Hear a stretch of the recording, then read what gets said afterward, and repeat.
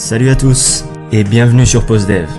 Dans cette vidéo, vous allez découvrir pourquoi certaines personnes restent pauvres toute leur vie alors que d'autres semblent avoir trouvé la formule pour accumuler des fortunes. Père riche, Père pauvre s'est vendu à plus de 26 millions de copies à travers le monde. On va voir notamment que le réel pouvoir ne vient pas du fait de gagner beaucoup d'argent, mais d'utiliser cet argent intelligemment. La principale raison pour laquelle les riches s'enrichissent et que les pauvres deviennent de plus en plus pauvres, c'est que le sujet de l'argent n'est pas enseigné à l'école. Et il est difficile pour des parents pauvres d'expliquer à leurs enfants comment gagner de l'argent, car ils n'ont eux-mêmes pas pu sortir de cette situation. Ils doivent donc se rabattre sur ce qu'ils considèrent être le meilleur conseil possible pour leurs enfants: va à l'école et travaille dur pour obtenir des bonnes notes. Robert Kiyosaki avait lui aussi un père très éduqué, mais qui n'avait aucune idée comment gérer ses finances. Il lui disait sans cesse que c'était mal de vouloir de l'argent, qu'il ne pouvait pas lui offrir quelque chose parce qu'il n'en avait pas les moyens, et que la meilleure solution pour ne pas avoir de problèmes financiers c'était de travailler dur à l'école. En parallèle, Kiyosaki raconte qu'il a eu la chance de connaître une vision opposée grâce au père de son meilleur ami Mike, qu'il a rencontré quand il avait 9 ans et qui lui a permis de confronter ces deux visions dès le plus jeune âge. Celle de son père riche, le père de Mike, et son propre père, son père pauvre. La première leçon qu'il a apprise de son père riche, c'est que les riches ne travaillent pas pour l'argent. La principale émotion qui dirige les gens, c'est la peur. La peur de ne pas pouvoir payer ses factures, la peur de se faire virer, la peur de ne pas avoir assez d'argent, la peur de repartir à zéro. La plupart des gens n'étudient pas le sujet de l'argent. Ils se contentent de trouver un job, gagner un salaire et payer leurs dépenses, et ils pensent que c'est plus d'argent qui va régler leurs problèmes. Mais ils ne réalisent pas que le problème ce n'est pas leur manque d'argent, mais leur manque d'éducation financière. Cette peur de ne pas avoir assez d'argent est couplée d'une autre émotion puissante, le désir.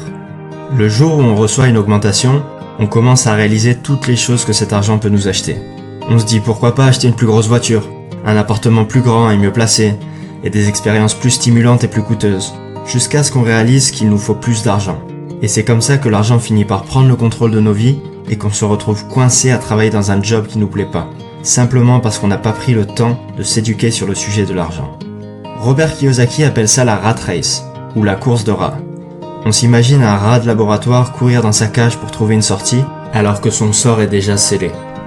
La première clé consiste à réaliser qu'on ne peut pas se contenter de tirer 100% de nos revenus de notre travail salarié, pour ne pas se retrouver coincé dans la course de rats. Ce qui importe, c'est pas combien d'argent vous gagnez, c'est combien d'argent vous gardez. On a tous entendu parler de ces gagnants du loto qui passent d'un seul coup de 0 à 10 millions sur leur compte en banque pour finir fauchés dans l'année, ou des anciens joueurs de foot qui gagnent des millions à 20 ans, mais qui font la queue chez Pôle emploi 10 ans plus tard. La solution, c'est de développer son éducation financière. Si vous voulez devenir riche, la plus importante leçon à retenir, c'est de connaître la différence entre un actif et un passif, et d'acheter des actifs. Les riches achètent des actifs, alors que les pauvres achètent des passifs qu'ils pensent être des actifs. Un actif va mettre de l'argent dans votre poche, alors qu'un passif va prendre de l'argent de votre poche. Un actif va créer pour vous un cash flow positif. Si par exemple vous avez publié un livre ou un e-book de qualité pour un prix de 10 €, chaque vente créera pour vous une rentrée d'argent, ce qu'on appelle un cash flow positif de 10 €. Toute chose qui génère un cash flow positif est un actif. Si cet actif ne requiert pas ou très peu de votre temps, on parle d'un revenu passif, contrairement à un revenu actif comme un salaire pour un job qui nécessite votre présence. Si au contraire vous avez un abonnement de cinéma qui vous coûte 40 € par mois, cet abonnement génère un cash flow négatif de 40 € tous les mois. C'est un passif. Notez que c'est le caractère répétitif qui nous intéresse ici. Chaque vente de l'e-book va créer une rentrée d'argent et chaque mois d'abonnement va entraîner une sortie d'argent. Si on analyse comment une personne gère son cash flow, on peut rapidement dire si cette personne est éduquée financièrement et prédire son avenir financier. Ce qui manque dans l'éducation financière des pauvres, c'est pas comment gagner de l'argent mais comment gérer son argent. La plupart du temps, plus d'argent ne règle pas les problèmes d'argent. Pour rendre ça un peu plus concret, laissez-moi vous donner un exemple en imaginant le bilan financier de père riche et celui de père pauvre à leur sortie d'école. Père pauvre gagne tous les mois 1500 € grâce à son travail. Ces 1500 € servent à payer sa voiture, son loyer, ses repas et lui laissent un surplus de 200 € pour financer ses sorties du week-end et s'acheter des abonnements de télévision et le dernier iPhone. Son bilan financier ressemble donc à ça. Un revenu 100% généré par son job, qui est égal à ses dépenses. Une quantité de passifs qui s'accumule et des actifs inexistants.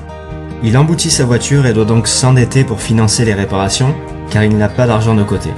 La seule solution pour sortir de cette situation est de négocier une augmentation ou commencer un petit boulot à côté pour arrondir ses fins de mois. Père riche gagne lui aussi 1500 € par mois. Il couvre également ses dépenses en nécessité, mais choisit de mettre de côté les 200 € de surplus tous les mois pour investir dans la start-up d'une amie en qui il croit vraiment. 2 ans plus tard, la start-up de son ami est enfin profitable et lui rapporte 500 € tous les mois, auquel s'ajoute l'argent qu'il gagne grâce à l'e-book qu'il a écrit sur sa passion, le trail en haute montagne, qui lui crée également un revenu secondaire. Il a investi 500 € qu'il avait pu mettre de côté pendant ses études dans des actions, mais les cours se sont effondrés et il a quasiment tout perdu. Mais ça n'a plus d'importance parce que Père riche a désormais, 4 ans après sa sortie d'école et grâce à ses 2 autres investissements, un revenu passif de 1500 €. Et maintenant que ses actifs lui génèrent un cash flow positif supérieur au cash flow négatif de 1300 € généré par ses dépenses en nécessité, Père riche a atteint son indépendance financière. Il peut choisir de continuer ou non de travailler dans son job.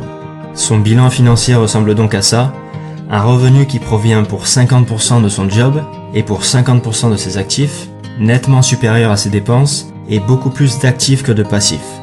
Vous aurez atteint l'indépendance financière le moment où vos actifs vous généreront un revenu supérieur à vos dépenses. Si ce revenu est en plus passif et ne nécessite pas ou peu votre intervention, comme l'entreprise d'un ami ou l'e-book de l'exemple précédent, vous pouvez tout simplement faire ce que vous voulez de votre vie. Mais gardez quand même en tête qu'un revenu est rarement totalement passif et nécessitera généralement un certain degré d'intervention de votre part. L'exemple que j'ai donné est simplifié. C'est certainement très difficile pour certaines personnes de sacrifier une partie de leur revenu pour acheter des actifs, mais c'est néanmoins la seule solution pour sortir de cette situation.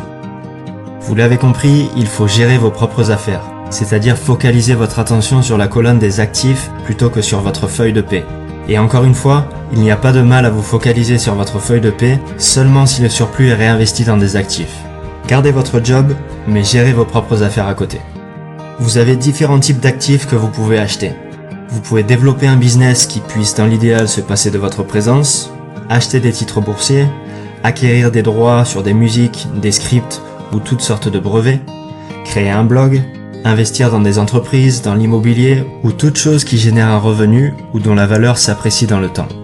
Quand vous investissez 1 € dans vos actifs, il ne faut jamais qu'il sorte de ces actifs. Imaginez-vous que chaque euro qui va dans vos actifs devient votre employé. Et ce qui est bien avec l'argent, c'est qu'il travaille jour et nuit et peut travailler pendant des générations à faire marcher l'économie et en créant pour vous un revenu. Pour simplifier, imaginons que vous ayez acheté une place de parking pour 1000 €. Vous pouvez dépenser le revenu que génère cette place de parking, disons 50 € par mois, mais il ne faut pas chercher à récupérer les 1000 € en revendant la place. Imaginez que vous ayez une poule. Vous pouvez soit décider de la garder pour récupérer tous les œufs qu'elle peut produire, soit la revendre pour le prix d'une centaine d'œufs, sachant qu'une poule peut en pondre 600 dans sa vie, qui peuvent eux-mêmes devenir des poules pondeuses. Ce qui peut paraître être une bonne décision à court terme n'en est pas une à long terme. Par contre, une fois que votre cash flow commence à augmenter, vous pouvez dépenser cet argent généré par vos actifs pour acheter ce que vous voulez, étant donné que vous ne perdrez pas votre actif générateur de revenus en faisant ces dépenses. Et donc vous resterez riche. Un produit de luxe doit être la récompense d'avoir investi en développant vos actifs. Maintenant que vous avez développé vos propres affaires, vous allez pouvoir découvrir le plus grand secret des riches qui leur permet de garder leur avance. Les sociétés. Kiyosaki détruit le mythe selon lequel les riches payent pour les pauvres en expliquant que c'est la classe moyenne qui paye. Simplement, les riches utilisent les sociétés qu'ils possèdent pour financer leurs dépenses en passant un maximum en frais d'entreprise, qui sont moins taxés que les salaires. C'est donc les revenus de la classe moyenne qui sont majoritairement visés par les impôts. Je passe rapidement sur ce point-là parce que ça s'applique plus difficilement pour les PME en France, qui sont beaucoup plus taxés qu'aux États-Unis. La dernière leçon que j'ai retenue de ce livre, c'est que les riches inventent l'argent. Il faut d'abord développer nos connaissances avant de chercher à gagner de l'argent. Avant de commencer à investir, il faut d'abord apprendre à investir. Et grâce à ces connaissances, vous allez pouvoir créer de l'argent à partir de rien grâce à vos idées. Mais ce qui fera réellement la différence est déjà en vous. Dans le business et dans la vie, c'est pas ceux qui sont intelligents qui réussissent, mais ceux qui sont audacieux. Et voilà pour Père riche, Père pauvre de Robert Kiyosaki. J'ai fait toute une vidéo sur comment devenir riche, alors n'hésitez pas à la regarder si ça vous a plu. Pensez aussi à vous abonner et à liker la vidéo. Et n'hésitez pas à me dire aussi dans les commentaires ce qui vous a le plus marqué dans cette vidéo. À très bientôt.